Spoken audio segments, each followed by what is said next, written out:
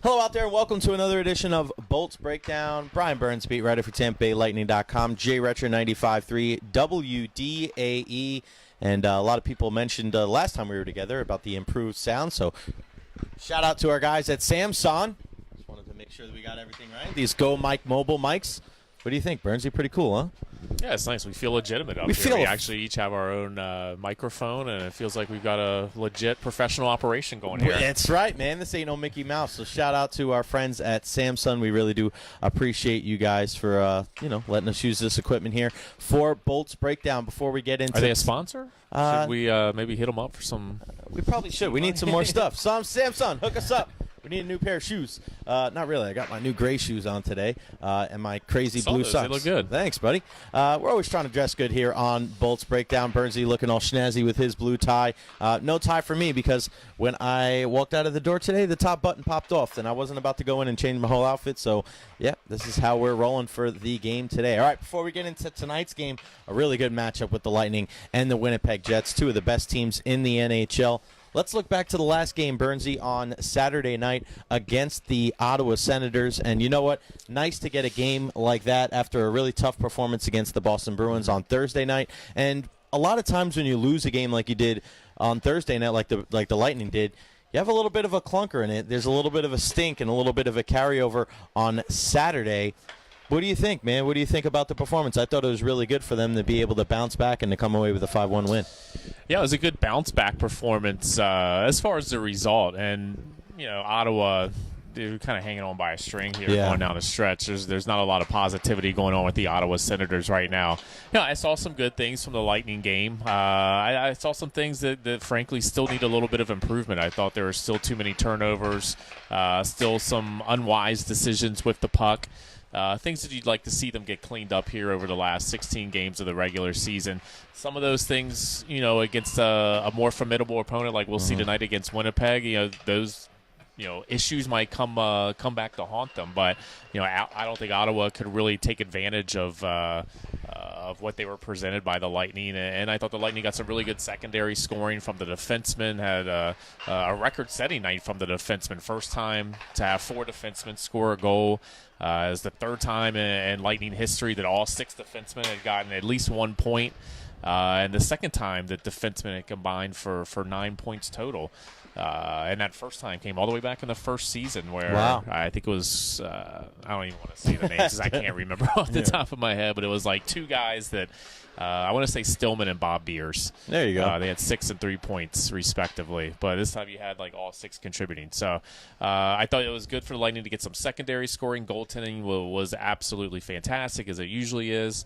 But still some things that they needed to clean up a little bit, and I think they're working on it and trying to improve in that regard. Yeah, it looked like yesterday Anthony Cirelli was out, but he was back on the ice today, so it looked like he'll be back in the lineup. Any idea of who we think is going to be in the lineup or out of the lineup for tonight's game? Yeah, it's kind of hard to tell. It was a very light optional morning skate. Only 11 guys out there, which is lighter than usual.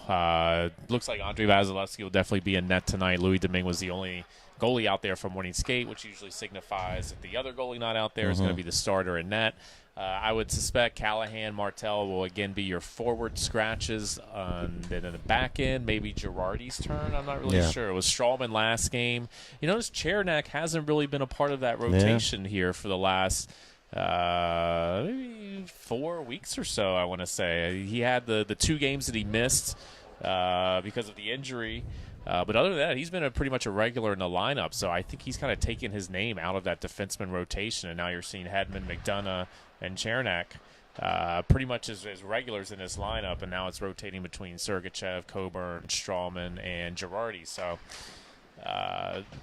what that means, I don't know. I guess that means Chernak's pretty much a given for a spot. I think he's a top 4 guy on the defenseman rotation. I think him and McDonough are probably that second pair. I think that's pretty much locked in. I don't know if do you see any other way that he's part? He hasn't really partnered with anybody else either. That seems to be, I don't want to say their shutdown pair, but it seems like that every single time you... I think it is their shutdown pair. It is, I guess, right? Yeah. He's so good, man, as a young player, and that's what you think. You don't want to put too much kind of pressure on him and that's the one heap too much praise kinda, on him, but you want to kind of just be easy, heaping too much praise on him. But he's earned it, man, and I think the first star in the Ottawa game. So there you go. I mean, you look at him too, as when he was in that rotation and he came out of the lineup.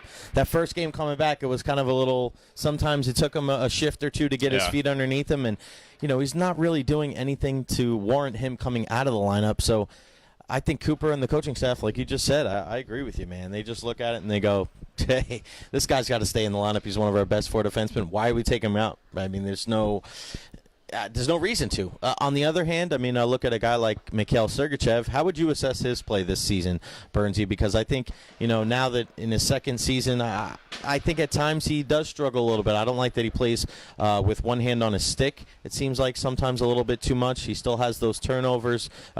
I don't want to say he's had a step back this year, Burnsy, but how would you assess his play from last year to this year?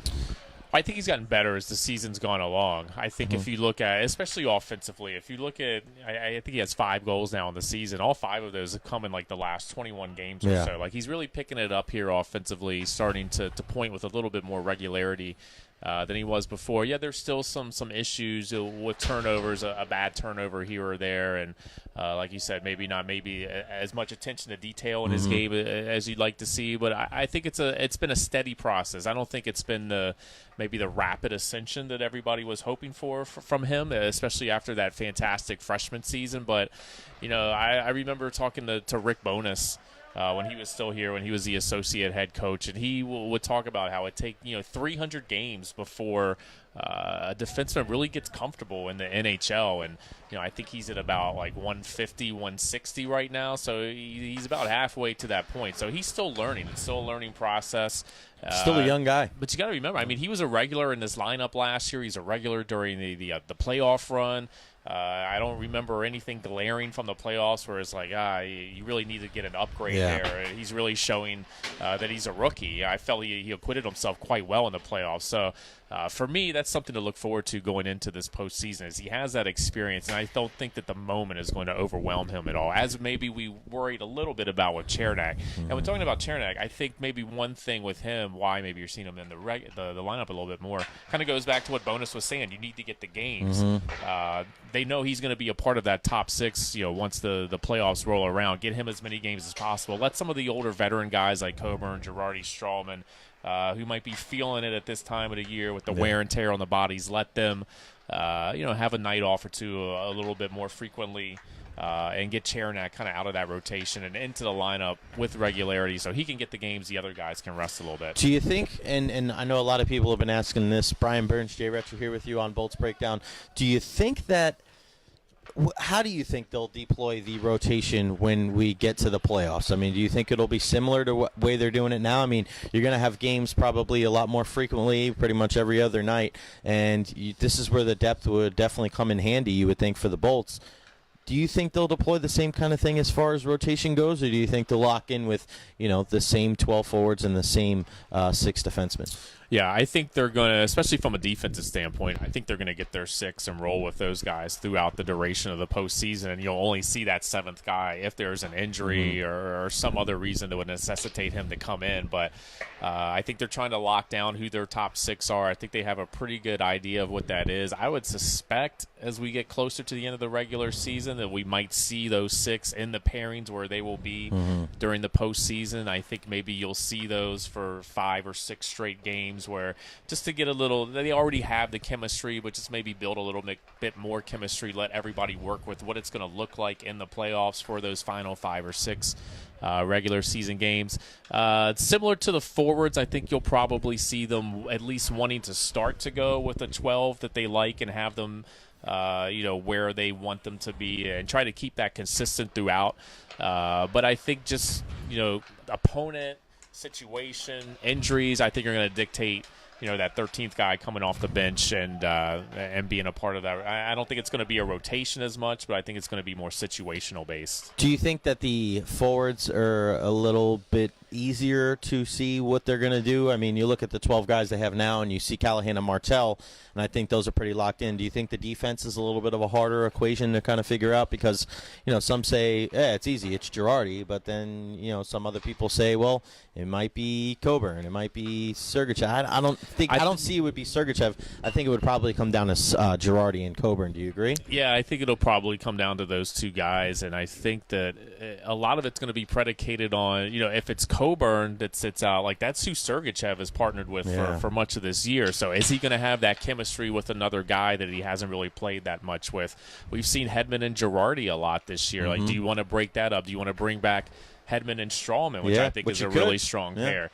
And then if it is Girardi that's in the lineup, are you comfortable with Girardi Coburn? Or not Girardi Coburn, but Girardi Sergachev? Those two haven't really played a lot together. So I think some of that is going to be predicated on the chemistry between the defensive pairs and exactly how you want your pairs to line up. Yeah, it's going to be interesting to see how it all shakes down. Bryan Burns, beat writer for TampaBayLightning.com. Jay Recher, 95.3 WDAE. Nice win for the Bolts on Saturday night. Nice bounce back from that game against the Boston Bruins. Tonight, playing a pretty tough team in the Winnipeg Jets. They are dealing with a slew of injuries right now as we look out to the practice ice. There's a ton of guys in red jerseys, so that non-contact jersey, including guys like Dustin Byfuglien. So it's going to be good not seeing him tonight because he is one of the biggest, baddest dudes on the blue line in the NHL. So in the game tonight against the Winnipeg Jets, Burnsy, what's your three keys to win for the Bolts? Yeah, number one for me, and it's something I touched on earlier from the Ottawa game, but I just want to see this team continue to eliminate those turnovers and eliminate some of those mistakes that they've been making over the past 5 or 6 games or so. Something that's kind of crept back into their game that wasn't there back in February when they were going through that miraculous run and going through that almost that entire month without a regulation loss. Ottawa really couldn't punish them for some of those mistakes, and they gave away some juicy turnovers right in front of the net that a team like Winnipeg should be able to capitalize on. Yeah, they'll make you pay. Yeah, you want to make sure that you're at least making the smart, safe pass in your own zone. If you want to try a riskier pass, that's something more for the offensive zone, but at least in your own zone, try to eliminate those turnovers, make the smart, safe pass. Number 2 for me is finish strong, and that's not it within the game, finish strong, but there's 16 games left in the regular season, and you look at what the Lightning have on the docket coming up. This is a tough Winnipeg game. They're going to St. Louis, who's been playing out of their minds for the last month or so. They've got all 3 games against the Washington Capitals left to go. They've got 2 more against Toronto, both of those games in Toronto. They've got 2 more against Boston. This is a really tough slate of games the Lightning have coming up, and if they're not playing well, they have a chance to maybe go 500 or less if they're not playing up to the capabilities that we've seen from them so far this year. So for me, it's just about maintaining that level that we've seen from them throughout the season, finishing this regular season off strong, continuing to try to get better each and every game. A lot of people were asking today, how have you guys been able to stay so consistent all year? We saw Winnipeg; they were 4-6-2 in February. They kind of have the ups and downs. Where the Lightning have been pretty much just trending upward for the whole season, and a lot of that was leadership, coaching were some of the things that were thrown out, but also just a willingness to want to get better each and every game and improve on deficiencies that they could see in their game and try to go out the next game and improve on that kind of stuff. So I just want to continue to see that focus and that mentality going forward here through the end of the regular season. And then number 3 for me is strike on the power play when you have an opportunity. Winnipeg doesn't give up a lot of power plays. I think the Lightning only had 1 in that game up in Winnipeg earlier this year.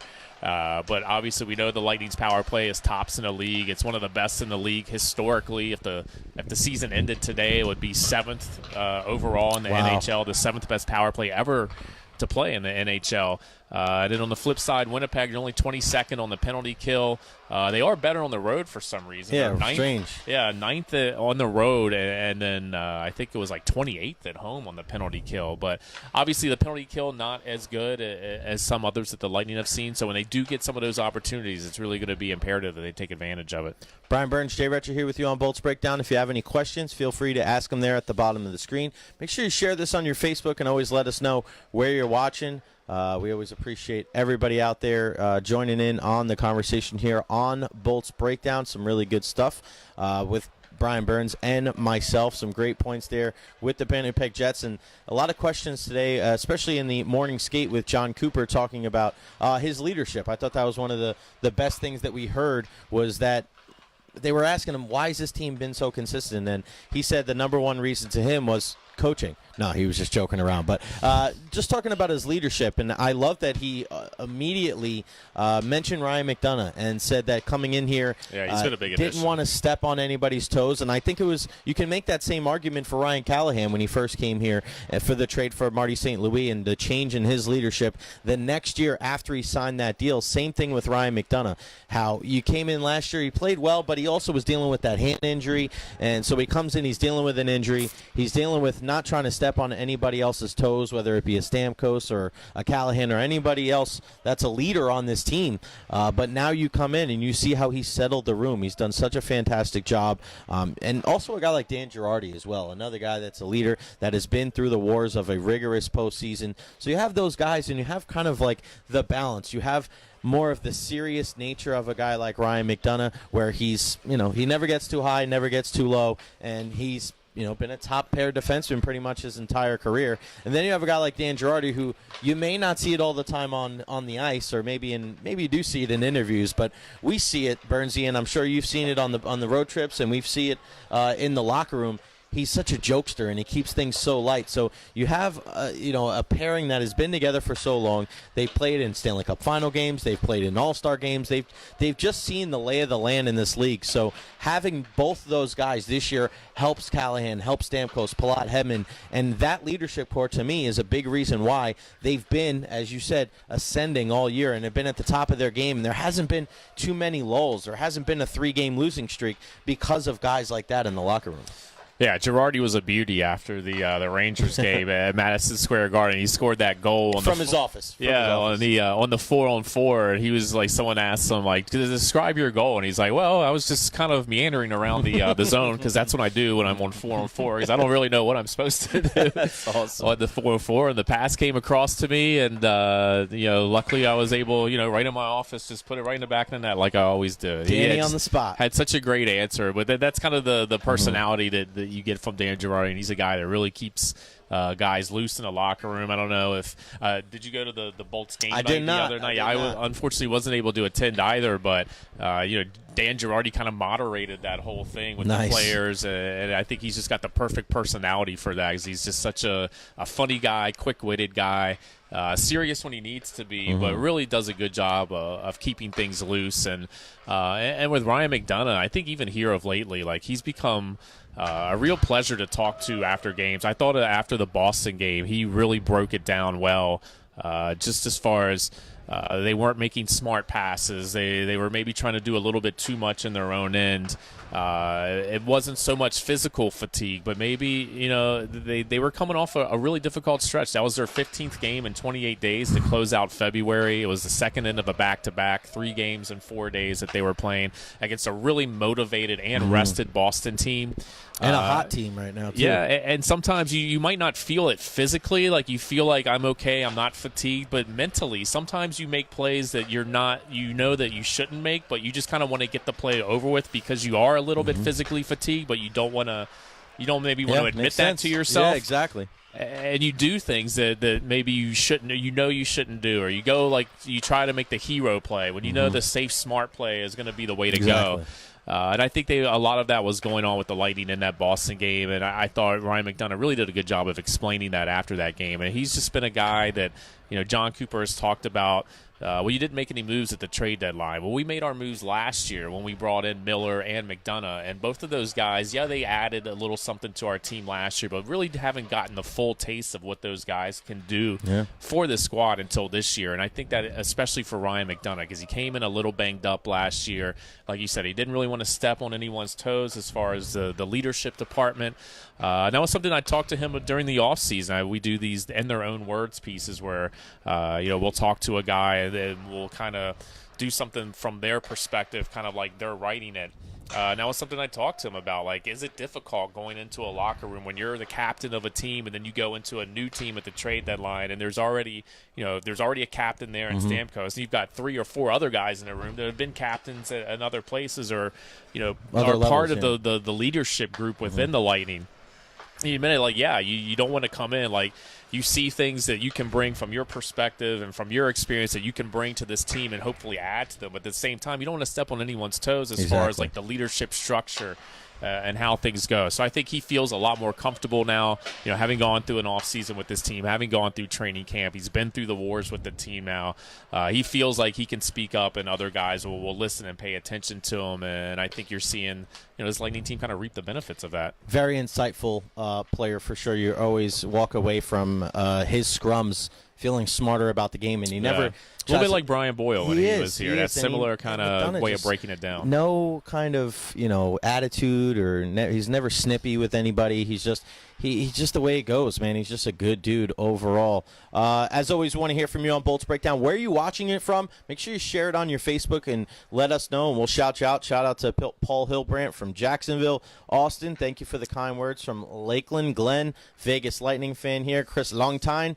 Or Longtine. I like Longtine. It sounds better. If your middle name is Love You, that is awesome. Brian Doyle, not Brian Boyle. What's up, guys? Watching from Virginia. Let us know where you're watching from. Who do you think is going to score the first goal tonight? And we'll take 1 or 2 more questions for the rest of the show here. My one guy to watch for Anis Irabi. Puerto Rico, gotta love that, and Bobby Dignard from Brazil. We're all over the world, man. We gotta love that. My one guy to watch for the Winnipeg Jets tonight is Kevin Hayes. This is their big acquisition at the trade deadline, and a lot of friends here on this Tampa Bay Lightning team playing all those years with the Rangers. McDonough knows him well. He actually articulated some of that stuff, and I have that up on my Twitter, @JRecher.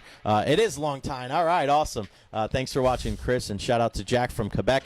But Kevin Hayes is a guy, big body. He does a lot of good things in short amount of spaces, really good stick handler, very patient player, and he's a heck of a passer, and he's got some heck of a shot. Sometimes he may overpass a little bit. I know a lot of Lightning fans have heard that before, but he's a guy that's very dangerous, and if he's on a line anywhere with a guy like either Blake Wheeler or a Patrick Laine or anything, just being with any of those big goal scorers that they have, you got to watch out for him tonight. He's a big-time player, and he seems to, just like John Cooper said after morning skate, he's the guy that comes up big in big situations. So watch out for Kevin Hayes tonight, and you're not going to have to worry so much about Dustin Byfuglien. I think that's another guy that you're always keeping your eye on when you're playing against him. But with him not being in there, definitely the physicality ratchets down just a little bit, but still. Winnipeg is one of the bigger teams in the entire league. Yeah, it's a very heavy team. Yeah, and they seem to give the Lightning some trouble with the way they play, and I think that's some issue that some people have is like we've talked about it all year about the physicality and the way that this team plays. I think it's a perfect matchup. I had these two teams squaring off in the finals this year, earlier in this season, so it's going to be interesting to see how the game shakes out tonight, but it's going to be a lot of talent, Bernsey, on both benches. Yeah, I think a lot of that physicality does kind of start. Byfuglien is the catalyst for that. So it'll be interesting to see if they will come out, and be as physical and as heavy as we've seen from Winnipeg teams in the past. So with Big Buff not back there, kind of directing the show. Yeah. And it is something that's given the Lightning some problems in the past. I think they're a little bit more better equipped to handle it this year, but. Like you said, I think it'll be a good test tonight. And it's the start of a really difficult stretch here for the Lightning over the last 16 games. So I think it's imperative the Lightning get off to a good start in this stretch. You don't want to lose one here and then you're kind of playing from behind the rest of this difficult stretch. Rick Walszewski, speaking of point, can you rank the fastest skaters on the Bolts? What do you got? I think you have to go with Braden Point number 1 or no? I don't know. Is Matthew Joseph a little bit faster? I think it would be a pretty good race between those two guys. It depends if it's straight line, because straight line I think Matthew Joseph, but the way that Braden Point crosses over and goes around the net is a big reason why he does so well. If you're doing it like skater. NHL skills competition-wise, I think you got to give at least the edge to Braden Point just because of what we've seen from him in that competition. But I think Matthew Joseph is a really Yanni Gourde, man. Yeah, Yanni Gourde would definitely be up there. But all right, Ed, you rank your top 3. Who do you got? Well, I think it's those three. I go Point, Joseph, Yanni Gord. Point Joseph and Yanni Gord. That's who we go with. What do you guys think? Who are the fastest skaters on the Bolts? Let us know. We'll take one more question before we go. Bryan Burns and Jay Recher here with you. Big game for the Lightning tonight as they host the Winnipeg Jets Thursday night against the Minnesota Wild, and then Saturday against the Detroit Red Wings. Any idea? What do you think, Vazzy and Domingue? I think Vazzy probably plays tonight and Thursday, maybe Domingue Saturday, you think? Or do you think Vazzy gets all three? I think Vazzy's pretty much going to get every game that isn't a back-to-back. Okay. So I think just because he had that month that he didn't play because of the injury, and he hasn't had the game totals. I think I'm looking here, and he is at 41 games. So last year he was at 65, I want to say, which I think was maybe a little bit more than they'd wanted to give him. Maybe 60 would have been that sweet spot number. And there was obviously, it was chronicled last year that Vasilevsky, he felt like he was a little tired at certain points last year, and maybe he wasn't as sharp coming down the home stretch as he would have liked to have been. Was great in the playoffs. Obviously got over that quickly, but I think maybe he will get a little bit more action than maybe you would see in an injury-free season. Because of that. So I think Domingue probably just goes in the second half of back-to-backs. They like putting him in the second halves. Cooper was asked about that in Boston. Why not put Domingue with the against the Rangers and Vazzy and the bigger divisional tilt against Boston? He said, Domingue just plays really well in these situations. He's good in those second half of back-to-backs. He's good when maybe the team's a little fatigued. He can handle that role. He relishes that role. So I think they just didn't want to break up that rotation. And he obviously had a great performance in that Boston game. The guys in front of him, not as much, but you can't fault Louis Domingue for anything that happened in that Boston game, as he kept that game a little bit closer than it probably should have been. We're at before we go, some people again asking about Andre Palat. We talked about this, I think it was last week or the week before, and he's not really one of those guys you can judge based on goals or points. I mean, that's not really his game. His game is more of kind of keeping everybody else up front in line, making sure that they get back, going into those dirty areas, making those plays. So for me, I don't think he's having a terrible year. He's not one of those guys you can judge by points. And when you have guys on your line that are doing the job, and Stamkos and Kucherov and Point, I mean, those guys are such big point producers. I don't see it's not glaring that he's playing that bad. I mean, you may look at it and say, all right, he's got 7 goals. He should be better. And I'm sure he would want to score more goals, but I in no shadow of a doubt would ever say he was playing terrible, playing horrible. I think he's one of those guys you don't realize his value until he's not in the lineup. Yeah, I was looking at this yesterday and just noticing he's only played 48 games this year. So that he had the injury issue, or he was gone for like a month of the season early in the year. So, that could be an issue where he's still maybe trying to regain his form and his game from that injury. But, the numbers aren't quite there, but because the games aren't there like they have been in the past. And, scoring-wise, there was a period, like when he came back from that injury, that's kind of when the Lightning took off. Yeah. They went on that incredible run in December, and it's also when Steven Stamkos took off, and those two were paired together on the line, and that combination worked really well. And it's dried up a little bit, but I don't think it's to a point where it's concerning, and you really want to shake things up there. But I like that combination of Palat and Stamkos. Palat's really good at retrieving pucks. He knows how to find Stamkos.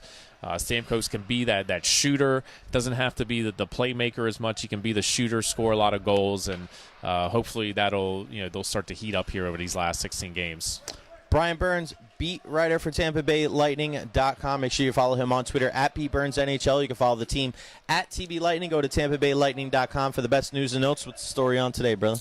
What we talked about earlier about this, final stretch of the season, this final push, how it's going to be a difficult one for the Lightning, and they really need to get off on the right foot here against Winnipeg tonight.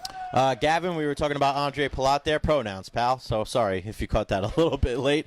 Jay Recher here with you, 95.3 WDAE. Follow me at Jay Recher. Follow the station at 95.3 Corey Brown is WDAE. on one today. He's just on it, man. Whatever thought pops into my head, it's going on the screen right now. Thanks for watching, Corey. We really appreciate you, man. Go Bolts. We appreciate all of paying attention and giving us a bunch of stuff we can talk about here on the show. So thank you to everybody out there.